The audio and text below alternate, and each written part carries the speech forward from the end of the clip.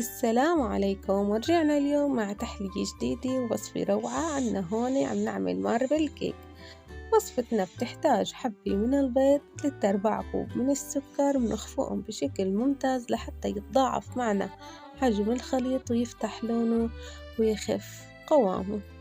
أول ما بيكون جاهز معنا وخف قوامه ولون البيض صار فاتح معنا، بننزل بنصف فنجان من الزيت ومنتم نقلب لحتى يصير القوام عنا شبه رغوة.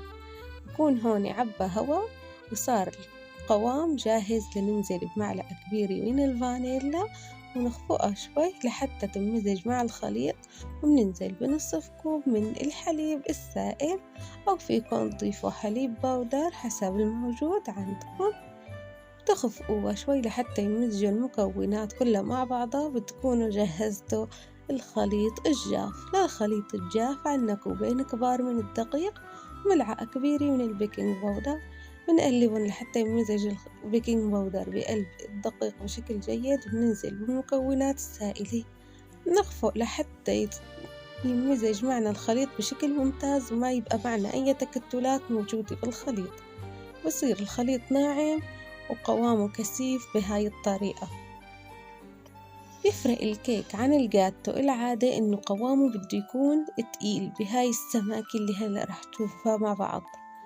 بننزلها على آلة مجهزينه مسبقا بأي مادة دهنية موجودة عندكم، مسحة خفيفة ورشة خفيفة من الدقيق، هيك بنتأكد إنه القالب ما عاد يلزق معانا. أنا حبيت أعمل هون تركة إنه خليت شوي من الخليط الموجود معي وضفت له نصف معلقة من الكاكاو وخفقتهم بشكل ممتاز ونزلتهم فوق الخليط، ونزلت رشة من الشوكولاتة بس هيك كلمسة بسيطة، وزينته قبل الخبز. وعن جد وصفة روعة، وهيك رح يطلع معكم مزين وما بيحتاج أي تزيين بعد الخبز. دخلناه على فرن درجة حرارة 180، مجهزينه مسبقا أول ما بلشنا بخلط الكيك.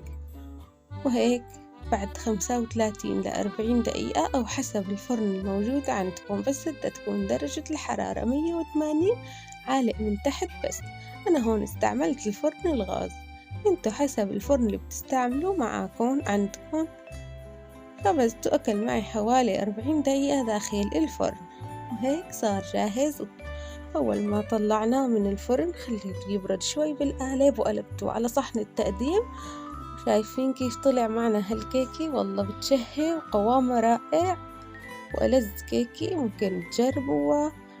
وزينت حالة بحالة. شفتوا هالخطوة وقت زيناها قبل ما ندخلها على الفرن كأنه مزينينها، وطلعت بتشهي قوامها رائع وتكهتها ولا ألذ. وفيكم تضيفوا أي نكهة انتو بتحبوها، برشة برتقالي، برشة ليموني، بس هيك طلع طعمته كيك كأنه جاهز. وهيك وصفتنا كانت لليوم. إذا حبيتوها لا تنسوا تعملوا لايك واشتراك للقناة، وصحة وألف عافية. بنلتقى بإذن الله مع طبخة جديدة.